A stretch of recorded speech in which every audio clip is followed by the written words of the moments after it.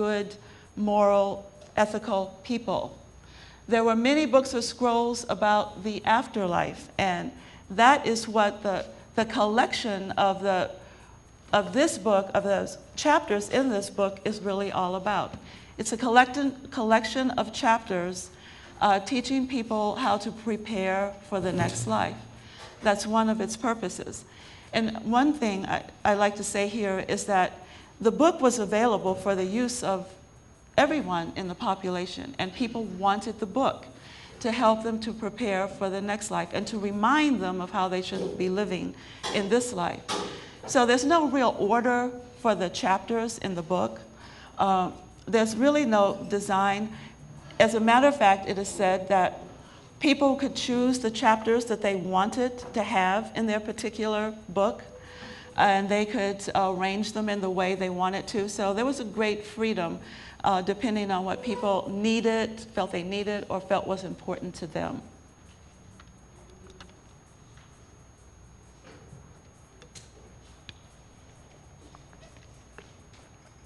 This is almost, I could say, what the book is about. Nature. And what, oh, I have to go back to the previous slide. No. To the previous slide. Okay. Nature. Nature is, you've heard it before, in Medu Necher. We can pronounce it Neter, Necher, Neter, Netra, Neter. Those are some of the pronunciations. Nature is the most significant and important words in the entire language. It relates to the totality of all existence. The Kemites believed that everything was one. Nature represents one, the atum, the completeness or the totality of all existence.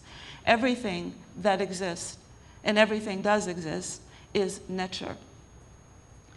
The word nature, our English word nature, perhaps derives etymologically from the word nature, because the meanings are basically the same. When you think of nature, all forms of life, all life, that's nature. Nature or nature was not worshipped in Kemet in the sense of Western thought, but it was respected and acknowledged as the source from which all life emanates. Neteru are all of the manifestations of the one nature, the one Neter. All of the forms of creation, all of the forms in which everything exists are the Neteru. And in the book of Coming Forth by Day, the Neteru are the main players or the main characters in the book, as we shall see. One of the most important Neter in the book was Ra. Ra, if you pronounce it Re, it's the same word, represents light and the energy which comes forth from the sun. And the symbol that was used for Ra was the sun. But that was just the symbol of it. Here we have Ra in the boat, and it was symbolized or thought of metaphorically, I guess, that Ra, the sun, travels across the sky. It appears in the eastern horizon in the morning, gets in the boat, travels or sails across the sky, and then sets again in the western horizon. That is the symbolism that is used.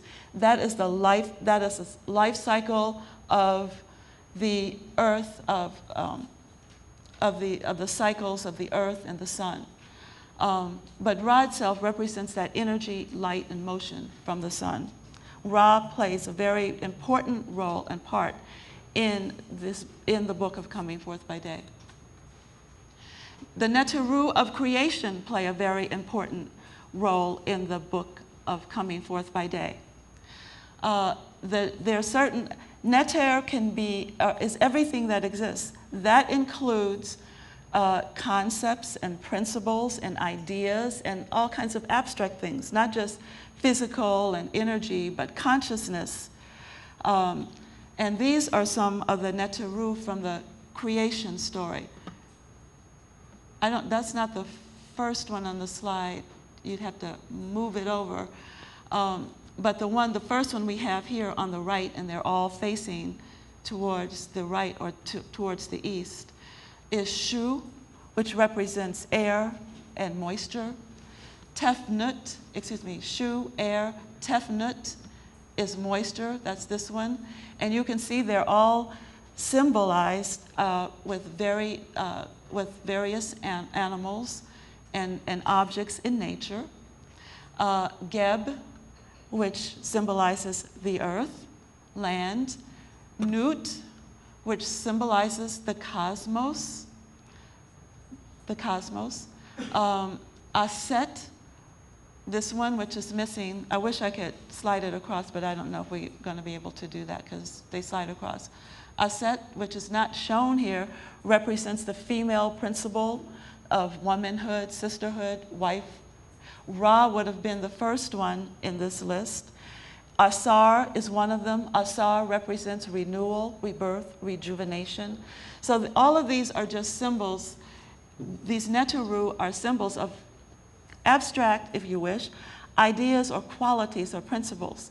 And by the way, when we think of Neteru, everything that exists has every Neter within itself in varying proportions.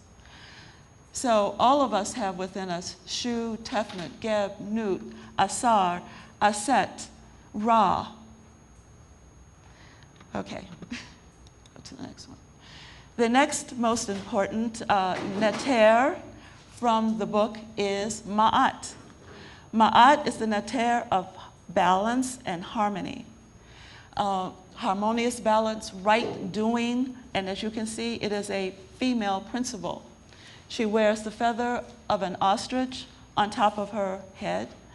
And we're going to see a lot of Ma'at as we go along. But Ma'at is very key because, as I said before, the Kemites did not have written laws. They lived by the principle of Ma'at.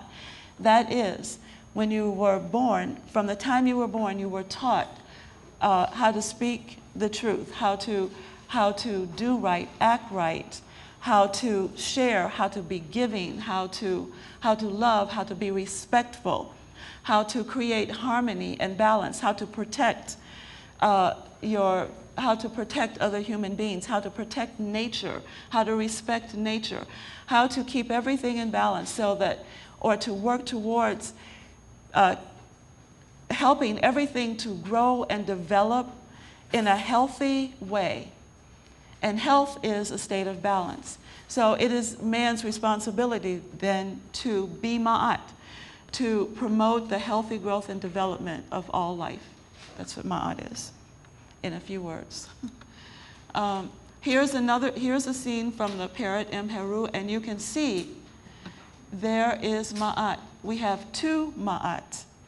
Ma'ati, the double Ma'at. And this, we're going to see the slide again. But for right now, the Ma'at, and here is Ma'at on the scale. I'm going to talk about this when we get to the slide. But there is Ma'at again, and there is Ma'at again.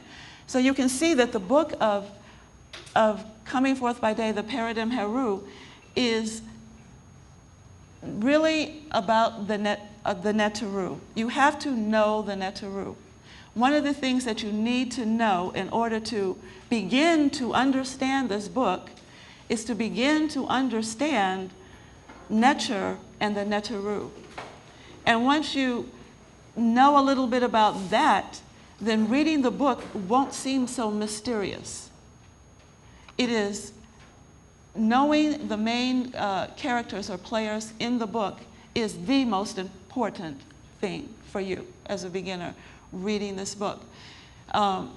Ma'at, now that I told you what Ma'at means, you have an idea of what these two ladies here are representing, and the feather on the scale is representing.